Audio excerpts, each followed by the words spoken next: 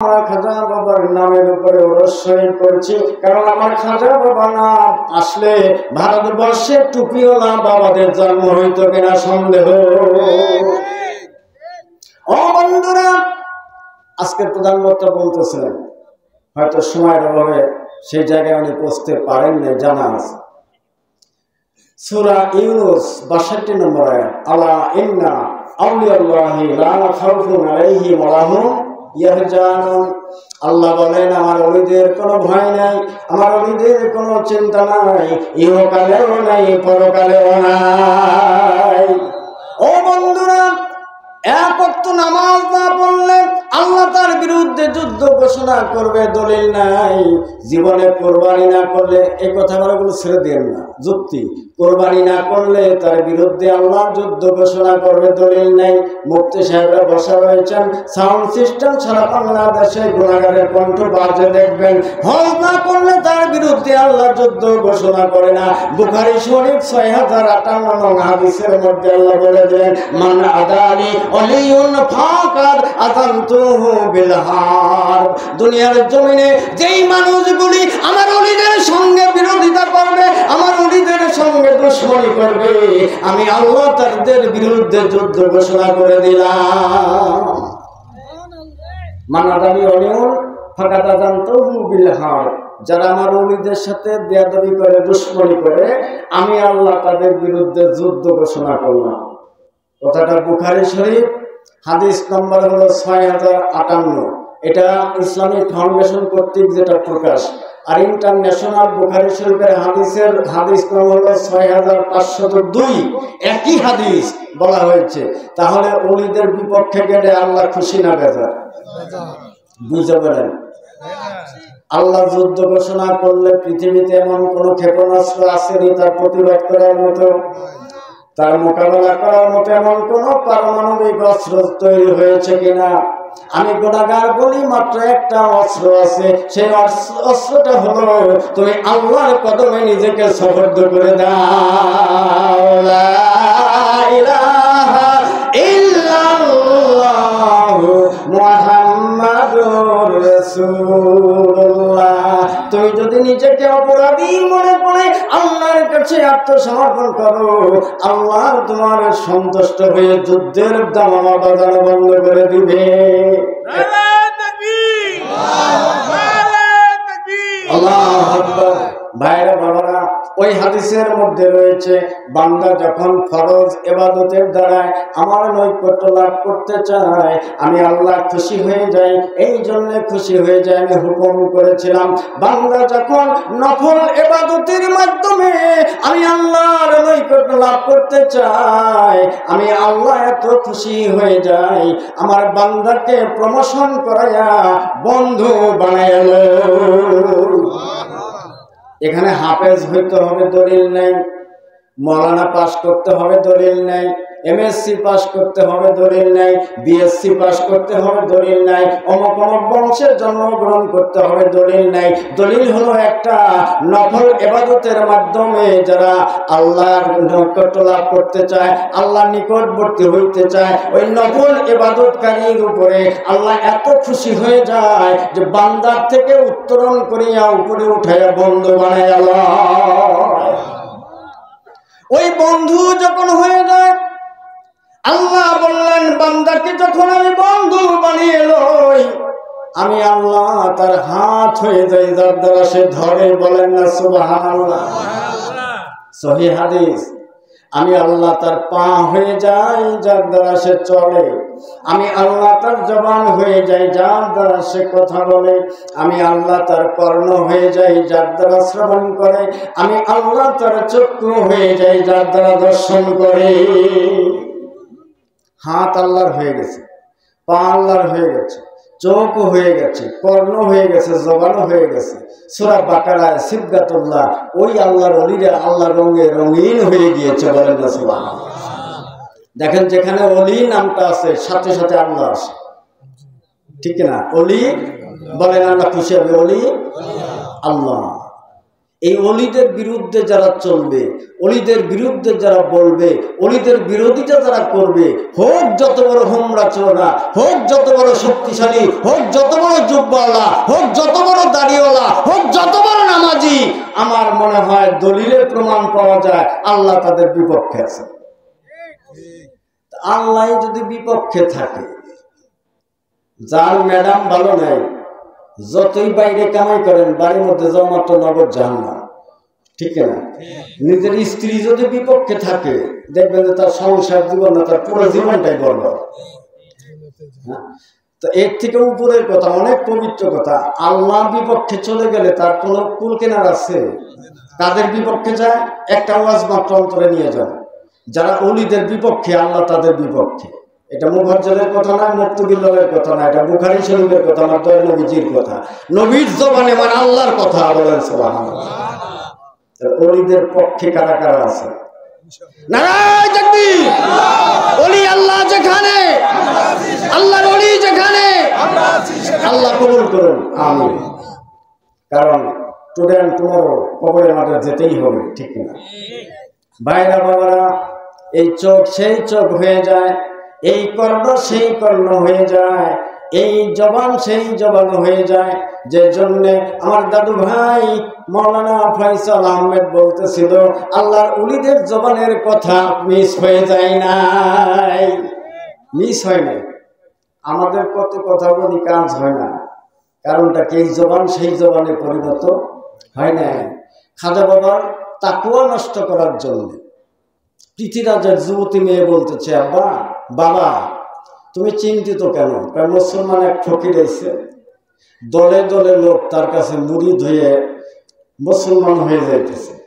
আমার খাজা বাবার হাতে 93 লক্ষ মূর্তি পূজক শুধু বায়াত করে মুসলমান হয়েছিল। জোরে বলেন সুবহানাল্লাহ। আদম আলাইহিস সালাম থেকে শুরু করে হুজুর পাক সাল্লাল্লাহু আলাইহি সাল্লাম পর্যন্ত সমস্ত নবীদের উম্মতের সংখ্যা হলো 4.5 লাখ থেকে 5 লক্ষ, এর বেশি না। তার জন্য তাদের খাটা করছি তা না, জনসংখ্যা কম ছিল কিংবা ওই রকমই হয়েছে। আর আমার খাজা বাবার কাছে 93 লক্ষ শুধু হিন্দু মুসলমান হয়েছিল। জোরে বলেন সুবহানাল্লাহ। কত বড় আল্লাহর ওলি! সেই আল্লাহর ওলি তাকওয়া নষ্ট করার জন্য পৃথিবীর মেয়ে বলতেছে, বাবা চিন্তিত কেন? মুসলমান ফকির আছে, জবান দিয়ে যা বলে তাই হয়। আমি কত জাদুকর লাগাইলাম, সব ফেল। বাবা চিন্তা করো না, আমার যে রূপ সুরত আল্লাহ ভগবান দিছে, আমি কিছুক্ষণ ওই বেটার সামনে যে নাচা গাওয়া করবো, ওই বেটা আমার দিক তাকাইলে ওর সমস্ত বাহাদুরি শেষ।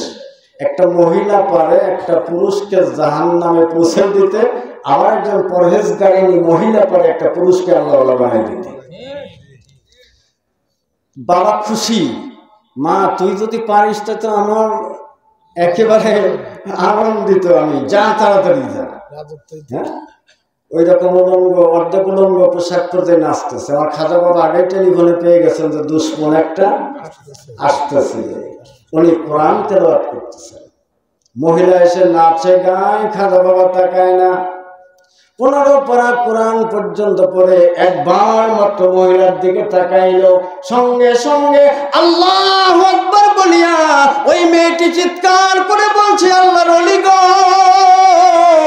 আমি জীবনে আলিফ বা তা সা পড়ি নাই, আমার মা পড়ে নাই, আমার নানি পড়ে নাই, আমার 14 গোষ্ঠী পড়ে নাই, আপনি একবার তাকানো মাত্র 15 পারা কোরআন আমার মুখস্থ হয়ে গিয়েছে।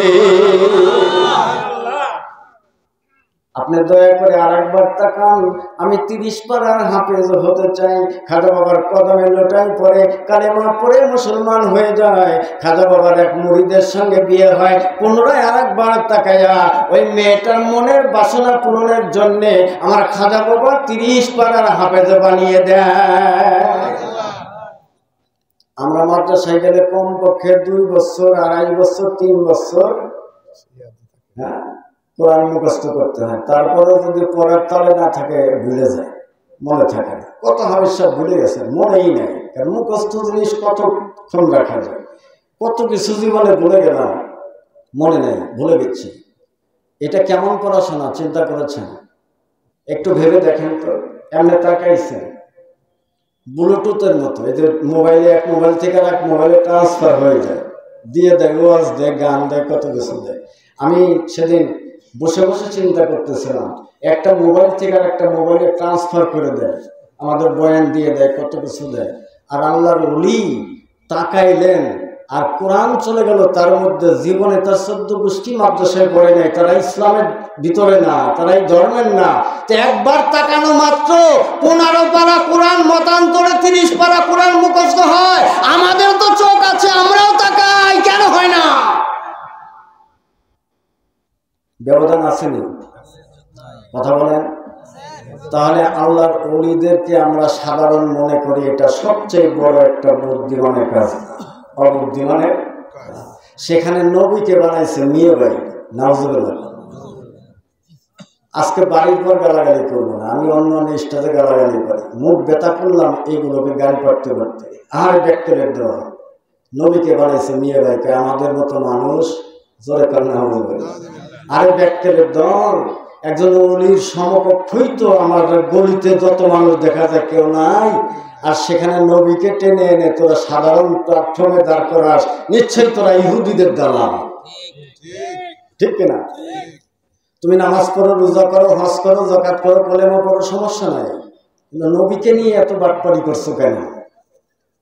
সেখানে অলির জায়গা, অলি না পেলে নবীকে পাওয়া যাবে না। সূরা নিসা 59 নম্বর আয়াত, আয়াতটা হুজুর তেলাওয়াত করেছিল। আতিউল্লাহ আতিউর রাসূলা ওয়া উলিল আমরি মিনকুম। আল্লাহ 3 জনের ইত্তেবা করতে বলছেন, 3 জনের। কোরআন সূরা নিসা 59 নম্বর আয়াত, ইয়া আইয়ুহাল্লাযিনা আমানু, হে বিশ্বাসীগণ, আতিউল্লাহ, আল্লাহর ইত্তেবা করো, অনুসরণ করো, এটাই শেষ না। ও আতিউর রাসূলা, রাসূলদের অনুসরণ করো, এখানেই শেষ না। ওয়া উলিল আমরি মিনকুম, তোমাদের মধ্যে যারা ধর্মনেতা তাদের অনুসরণ করো। মাদ্রাসায় পড়ে পাশ করে ইসলামের ধর্মনেতা হয়ে গেল না। ধর্মনেতা হতে হলে বেলায়েতের যুগে আল্লাহর ওলিদের পারমিট লাগবে। আল্লাহর ওলিদের পারমিট ব্যতীত হবে না। মাসালু আহলে বায়াতি কামাসলাহু সুমিনাতুন নূহিন মান দাখালা ফানাজ্জি। আমার নবী বললেন, আমার আহলে বায়াত নূহ নবীর কিস্তির মতো, ওই কিস্তিতে যারা উঠবে শুধু তারাই নাজাত পাবে, আর যারা উঠবে না তারা নাজাত পাবে না। তা আহলে বায়াতের মধ্যে না আসা পর্যন্ত তো ওলি তোমার নসিব হয় নাই। তুমি নায়েবে রাসূল দাবি করো কি দিয়ে? এই আগরতলা আর মাছার তলা সমান করলে চলবে না। এই জন্য চিন্তা ভাবনা করে পথ চলতে হবে আমাদের। কারণ এদেশে এত মূল্যবান ইসলাম আল্লাহর ওলিরা দিয়েছে। জিহাদ করলে আল্লাহর ওলিরা করেছেন, জীবন দিলে আল্লাহর ওলিরা দিয়েছেন। এদেশে মসজিদ করলে আল্লাহর ওলিরা করেছেন, এদেশে আযান দিলে আল্লাহর ওলিরা দিয়েছেন, এদেশে মানুষকে নামাজ শিক্ষা দিলে আল্লাহর ওলিরা দিয়েছেন। আজকে তোমরা নামাজ পাইলে কই? আজকে তোমরা বড় বড় লেকচার দাও, এই লেকচারটা কই পেলে? তোমার কোন বাবা এনেছে? মূর্খের দল। পড়াশোনা করে তারপরে কথা বুঝতে হবে, পড়াশোনা করে ইতিহাস জেনে এরপরে ধর্মের নামে ফতোয়া দিতে হবে। 3 দিন গাঁটটি টেনে ফুটুর ফুটুর শুরু করে দাও, সাবধান।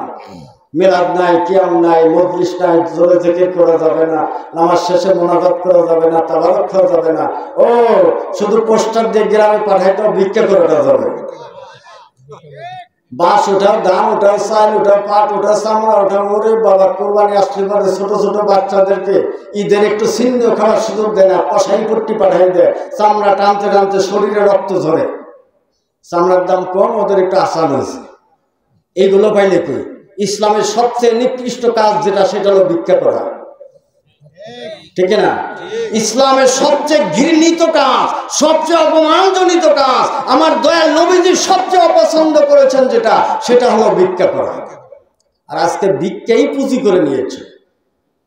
এইগুলো নিয়ে তোমরা ওলিদের বিরোধিতা করো, কতদিন করবে? বেশি দিন না। কারণ আল্লাহর ওলিরা জিন্দা, ঠিক কিনা? আল্লাহর ওলিদের কথা বলতে বলতে যদি আমাদেরকে কেউ মেরে ফেলায়, আমাদের জীবনটা সফল হবে, ঠিক কিনা? কারণ মরতে তো হবেই, পৃথিবীতে চিরদিন থাকবো না। তা আল্লাহর ওলিদের কোনো গান গাইতে গাইতে যদি মরণ হয়, তাহলে মনে হয় একটু নাজাতের সার্টিফিকেট পাবো। এই জন্য আপনারা মিলাদ করবেন, রাজি আছেন? কিয়াম করবেন, দাঁড়িয়ে কিয়াম করবেন। আমার নবীর প্রেমে দাঁড়িয়ে সম্মানের সাথে কিয়াম করবেন। যারা মানে না তাদের বেতন দিবেন না, যারা কিয়াম মানে না তাদেরকে খানা বন্ধ করে দেন। এটা আপনার ইমানি দায়িত্ব, আপনার ইমানের দাম আছে। আর ইমানের মূল পুঁজি হলো নবী প্রেম। যে সকল বাটপারেরা, যে সকল বেয়াদবেরা আমার নবীকে খাটো করে, আমার নবীর সাথে কিয়াম করতে চাই না, মিলাদ করতে চাই না, আমি মুফাজ্জল তাদের পিছনে নামাজ পড়ি না, কারণ আমার ইমানের দাম আছে। প্রয়োজন আমি ঘরে নামাজ পড়বো, আমি বরজত নিয়ে নামাজ পড়বো, তো বেয়াদবে রসুলদের পিছনে নামাজ পড়তে রাজি নাই। আমাদের মাথায় নষ্ট হয়ে গিয়েছে, টাকা পয়সা দিয়ে ওই সমস্ত লোক দাওয়াত চাকরি দিয়ে মসজিদে ঢুকায়, আর মেম্বারে বসে বসে আমাদের 14 গোষ্ঠী উদ্ধার করে, আমরা বেড়ার মতো বসে বসে শুনি আর খুঁজি মৌলানা কোথায় আছে মিলাদের পক্ষে বাহাস করার জন্য। কেরে তোর জ্ঞান নাই, তোর ভিতরে নবী প্রেম নাই, তোর মুক্তির চিন্তা নাই, তোর নাজাতের ভয় নাই, তুই টাকা পয়সা দিয়ে সব রাখিস কেন? এজন্য সাবধান হন, সোচ্চার হন। যারা বেয়াদবে রাসূল তাদের সাথে যেন দেখা সাক্ষাৎ না হয়। ইমাম হুসাইন রাদিয়াল্লাহু তাআলা শিক্ষা গ্রহণ করেন ন্যায় প্রতিষ্ঠার জন্য, সত্যকে অনন্তকালের জন্য জাগ্রত করার জন্য কারবালার ময়দানে সপরিবারে জীবন দিয়েছে, তবু তারা মিথ্যার কাছে মাথা নত করে নাই।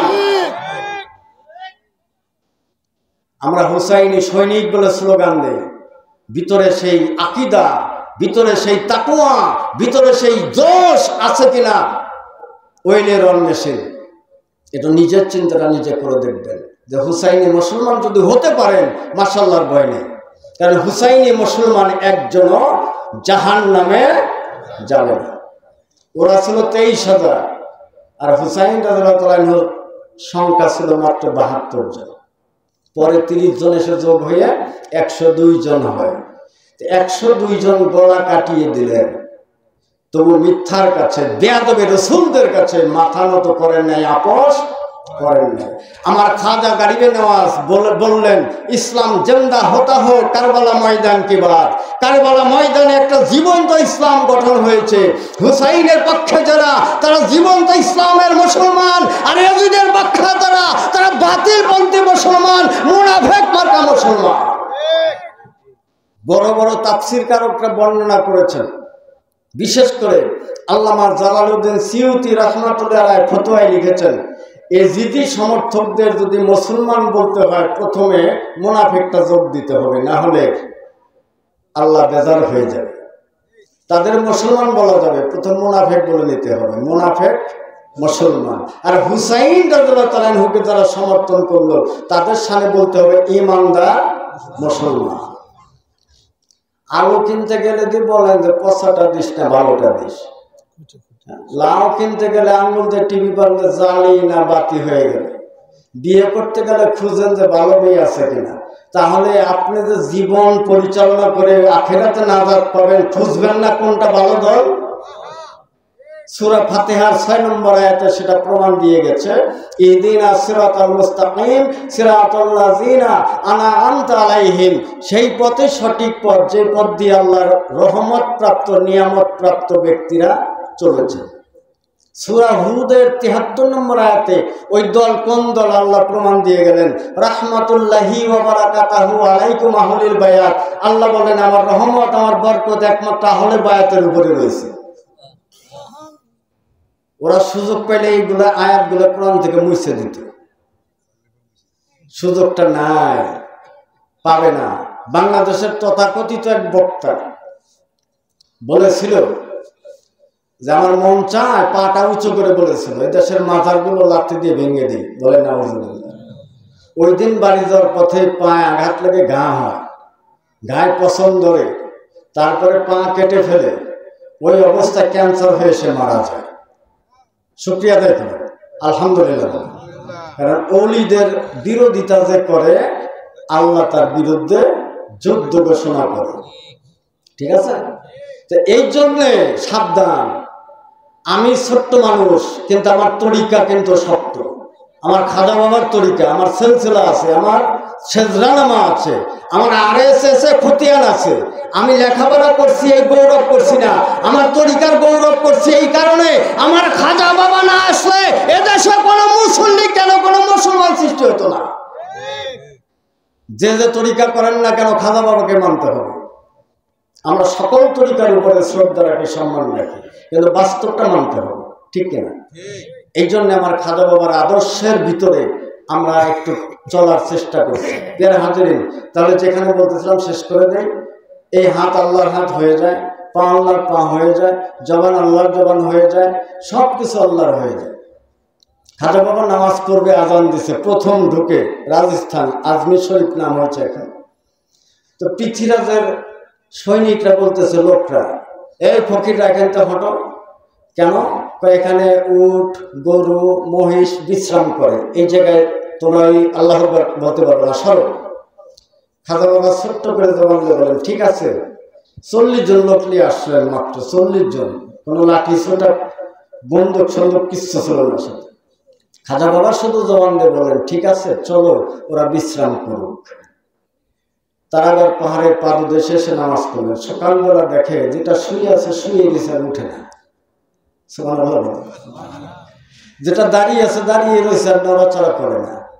শত চেষ্টা করেও 1 ইঞ্চি পরিমাণ নাড়াচড়া করানো গেল না, বিশ্রাম করতেছে। গণকেরা গুনে পড়ে বলতেছে, পৃথ্বীরাজকে মহারাজ খবর হয়ে গেছে। কি? যেই মুসলিম দরবেশ এসেছেন উনি জবান দিয়ে বলেছেন বিশ্রাম করুক, উনি পুনরায় না বলা পর্যন্ত পৃথিবী শেষ হয়ে যাবে, আপনার উট গরু শোয়ার থেকে উঠবে না। এই ক্ষমতা কে দিয়েছে? আল্লাহর ওলিদের ক্ষমতা কে দিয়েছে? যদি পারো আল্লাহর বিরুদ্ধে হাইকোর্ট করো গিয়ে, আমরা নাই, কারণ আল্লাহর ওলিদেরকে পাওয়ার আল্লাহই দেয়, ঠিক না? খাজা বাবা, ওরা তো পশু, ওরা অন্যায় করে না, অপরাধ আমরা করেছি, ক্ষমা করে দিই। যাই বল গে, ময়নাদিন সৃষ্টি তোদের উঠতে বলেছে। সুবহানাল্লাহ। এসে বলা মাত্র পূর্বের ন্যায় উঠে গেছে সব। আহা, তাহলে এই জবান সেই জবান, যা বলে তাই হয়ে যায়। হ্যাঁ, এই কর্ণ সেই কর্ণ, যার শোনা সেই শোনে। এই চক্ষু তো সেই চক্ষু, যার দেখা সেই দেখে। আমি মিছে ভব মায়ার বন্ধনে আমার দাবি করে পিছিয়ে পড়ে গেলাম। একটু একটু আগান, যখন হাঁটবেন মনে মনে একটু চিন্তা করেন, আমি হাঁটি না, আল্লাহই হাঁটতেছে। কারণ ক্ষমতা কার? একটা চা খাবেন, হাতে ধরেন, আমি ধরি নাই, সেই ধরেছে। মুখে দেবেন, আমি দেই নাই, সেই দিয়েছে। পান করবেন, আমি করছি না, সেই করছে। স্বাদটা পাবেন, এই স্বাদটা আমি পাইনি, সেই পাচ্ছে। এভাবে প্রতিটি পলে পলে পলে পলে যদি পরমকে আপনি আমি কাছে রাখি, সে কি আপন হবে না? হবে না? কাছে রাখতে হবে। বন্ধুকে কাছে রাখতে হয়, দূরে রাখে না। যে যাকে ভালোবাসে কাছেই রাখে, দূরে রাখে না। এইভাবে যদি আপনি রাখেন, এই মন্ত্রটা, এই শিক্ষাটা একা একা হয় না, অবশ্যই। না হলে খেপারে তুই মূল হারাবি, একজন মানুষ ভোজেই শোনা মানুষ। এই জগতের যারা অধিবাসী তাদের কাছে যা। আমার যদি ডেকোরেটরের মাল লাগে, রান্না করতে হয়, আমার কাছে আমি অদূর বিশ্বাস ভাইকেই খুঁজবো, কারণ এই ব্যাপারে সে ভালো বোঝে, ঠিক না? আমার যদি ভালো মিষ্টির দরকার হয়, আমার বাবাজি সরোয়ারকে খুঁজবো যে ওর দোকানে ভালো মিষ্টি পাওয়া যায় না। আমার কাছে যদি এসে কেউ বলে যে মৌলানা সাহেব একটু রান্না করে দেন, হবে? হবে না। এজন্য যেখানে সেখানে খুঁজলে তাকে পাওয়া যাবে না। যারা তাকে পেয়েছেন সেই রকম একজন ব্যক্তির কাছে তুমি যাও। যারা তাকে চিনেছেন ওই রকম একজন ব্যক্তির কাছে যাও। যারা তাকে আপন করে পেয়েছেন তুমি তার কাছে যাও। নিজেকে সফর্দ করো, সমর্পণ করো। সূরা কাহাফ 65 নম্বর আয়াত, মুসা কালিমুল্লাহ আল্লাহকে দেখতে চাইলেন। এটি আজকের জন্য আমার শেষ বয়ান। ইয়া রাব মান আরনি, তুমি আমার চোখের সামনে আসো। আল্লাহ বলে লান তারানি, না মুসা, আমি তোমার দেখা দেব না। উনজুর এলাইকা, ইয়া রাব উনজুর এলাইকা, তুমি আমার নজরে আসো। ইয়া মুসা লাম তানজুর, আমি কখনো তোমার নজরে যাব না। মুসা নবী সিজদায় পড়ে কাঁদতেছে, তুমি আমাকে নবী করে পাঠাইলে, এত বড় কিতাব দিলে, তুমি যদি আমাকে একবার দেখা না দাও, তুর পাহাড়ে আসলে আমার সাথে কথা বলো, দেখা যদি না দাও তাহলে জীবনের বেঁচে থেকে কি লাভ, আর সিজদার থেকে মাথা উঠাও। আল্লাহ বলেন, মুসা তুমি যদি আমাকে দেখতে চাও, ও আল্লামনাহু মিন লাদুন্না ইলমান, তুমি ইলমে লাদুন্না শিক্ষা করে আমার কাছে আসো। বলেন সুবহানাল্লাহ। আল্লাহ রাব্বুল আলামিন বলে দিলেন, ও মুসা ইলমে লাদুন্না শিক্ষা করে আসো। তার পূর্বে কিন্তু বিশাল আসমানি কিতাব তাওরাত শরীফ মুসা নবীর উপরে আল্লাহ অবতীর্ণ করেছেন। মুসা নবী জিজ্ঞাসা, আমি ইলমে লাদুন্না কই পাবো? তো কোরআন শরীফে প্রমাণ করে দিয়েছে। আল্লাহ বলেন নাই তোমার উপরে নাজিলকৃত তাওরাত শরীফের অত পরিচ্ছেদের অত পারায় তুমি পড়ো, আমল করো। আল্লাহ বলেন, যাও যাও, সাগরের ত্রিমোহনায় আমার একজন সাদিক বান্দা রয়েছে, তার সিনার মধ্যে আমি আল্লাহ দেখার ইলম খুঁজে পাবা। সংক্ষিপ্ত করে বলছি, মুসা কালিমুল্লাহ এত বড় পাওয়ারফুল নবী, সে চলে যায় একজন সাদিক বান্দা, তার নাম খিজির আলাইহিস সালাম। খিজির আলাইহিস সালামের নিকটে যে বলেন, আমি মুসা কালিমুল্লাহ এসেছি, আমি আল্লাহকে দেখার জন্য মহা ব্যস্ত, মহা পাগল। আমি পাগলকে একটু ইলমে লাদুন্না দিন, আমি ইলমে লাদুন্না শিক্ষা করে আমার প্রভুকে দেখতে চাই। ইলমে লাদুন্না সিনায় মাথায় থাকে না, ব্রেনে থাকে না, থাকে সিনায়। এই সিনার ইলম পাওয়ার জন্য মুসা কালিমুল্লাহ চলে গেলেন। এবার খিজির আলাইহিস সালাম বলেন, মুসা রে, যদি ইলমে লাদুন্না পেতে হয় 4টা শর্ত মানতে হবে। কয়টা? 1 নম্বর শর্ত, আমার আনুগত্য স্বীকার করতে হবে, অর্থাৎ মুরিদ হইতে হবে। মুসা নবী কয়, রাজি হয়ে গেলাম। 2 নম্বর শর্ত, তোমার ঝুলা ফেলে দিয়ে আমার ঝুলা কাঁধে নিতে হবে। মুসা নবী কয়, মেনে নিলাম। 3 নম্বর শর্ত, আমার কোনো কাজে তুমি ভুল ধরতে পারবে না। কয়, মেনে নিলাম। 4 নম্বর শর্ত, তোমার ধৈর্য হারা হলে চলবে না, যদি অধৈর্য হয়ে যাও ইলমে লাদুন্না পাবা না। মুসা নবী কয়, মেনে নিলাম। এবার আনুগত্য স্বীকার করলেন। নবী হইয়া আল্লাহ দেখানোর জন্য আল্লাহ পাঠায়, সেখানে মুরিদ হইতে হয়, আর আমরা নাকি মুরিদ না হয়ে আল্লাহ পেয়ে যাই। মুসা নবীর পায়ের নিচের একটু ধুলার সমান মর্যাদা আমি গুনাহগার রাখি না। আমি যদি বড় লেকচার দিয়ে আমার পীর লাগে না, আমি ওয়াজ জানি, তাহলে হলো কোরআন মানা হইল? ও বাবাজিরা, তোমার জোলা ফেলে আমার জোলা কাঁধে দাও, এই মানে ব্যাগ না, তোমার ব্যক্তিত্ব ছেড়ে দাও। তুমি যা কিছু অর্জন করেছো সব ডিলিট করে দাও। এখন থেকে আমি যা বলবো সেটাই তুমি মেনে চলবে, আমার প্রমাণ মানতে হবে। ওই মুরিদ প্রকৃত মুরিদ যে পীরের হুকুম মেনে চলে। আর পীরের কথায় কাজে যারা ভুল ধরে তারা মুরিদ থাকে না। যদিও আসা যাওয়া করে, রুহানি ফয়েজ থাকে না। যাকে ধরেছেন ধরার মতো ধরেন, মেনেছেন মানার মতো মানেন, ভুল ধরার চেষ্টা করেন না। দেখেন, আপনি শিমুল গাছ থাকবেন না, আপনি ভালো একটা সারি গাছ হয়ে যাবেন ইনশাআল্লাহ। মানার মতো মানেন, ধরার মতো ধরেন। মুসা কালিমুল্লাহ ধৈর্য হারা হয়ে গেল। বড় ঘটনা বলবো না, ধৈর্য হারা হওয়ার কারণে খিজির আলাইহিস সালাম তাকে ইলমে লাদুন্না দান করলেন না। 3টা শর্ত মেনেছিলেন, একটা মানতে পারেন নাই, এই জন্য ইলমে লাদুন্না দান করেন নাই। দোয়া করে দিলেন, তুমি চলে যাও। মুসা কালিমুল্লাহ তুর পাহাড়ে যায়, সে যায় পরে বলে, আল্লাহ আমি তো মুরিদ হয়েছি, আমি আমল করেছি, এবার আমাকে দেখা দাও। আল্লাহ বলে, মুসা রে, আমার নূরের 100 ভাগের 1 ভাগ আমি ক্ষণিকের জন্য একটু ফুৎকার করব, যদি বেহুশ হয়ে না যাও আর তোর পাহাড়ে আগুন ধরে না যায়, আমি আল্লাহ তোমাকে দেখা দেব, না হলে জীবনে আমাকে দেখতে পারবা না। মুসা নবী কয়, আমি তৈরি। আল্লাহ একটু ঝলক দিলেন, মুসা কাঠ হয়ে পড়ে যায়, বেহুশ হয়ে যায়। তুর পাহাড়ে এখনো দেখায়, রমজানে দেখায় কাফেলা, অর্ধেকটা কালো অর্ধেকটা সাদা। আল্লাহ নূরের জ্যোতিতে তুর পুড়ে গেল। জিবরাইল ফেরেশতা নূরের পাখা দিয়ে বাতাস দিয়ে দিয়ে মুসা নবীকে চেতন করে বেহুশ হয়ে গেল। জীবনে আর কোনোদিন মুসা নবী আল্লাহকে দেখতে পারে নাই, দেখতেও চায় নাই। আমার নবীর উম্মতের ভিতরে এমন আল্লাহর ওলি আছে, আল্লাহকে না দেখে একটা সিজদাও করে না। এই জন্য বলেছে বনী ইসরাঈলদের নবীদের থেকে আমার দয়াল নবীজির উম্মতের মর্যাদা আল্লাহর দরবারে বেশি। ও বন্ধুরা, এই কারণে আসেন বরদক নিয়ে সেজদা করেন, পীরের বরদক নিয়ে আপনি মোরাকাবা করেন, পীরের বরদক নিয়ে আপনি সাধনায় যান। আপনার পীর হবে আল মুমিনু মিরাতুল মুমিনিন, এক মুমিন আর এক মুমিনের দর্পণ। আপন মুর্শিদের সুরতের ভিতর দিয়ে আপনি মোরাকাবায় ডুবে যান, দেখবেন মদিনার কামলিওয়ালা মুর্শিদের ভিতরে এসে আপনাকে দেখা দিয়ে যাবে।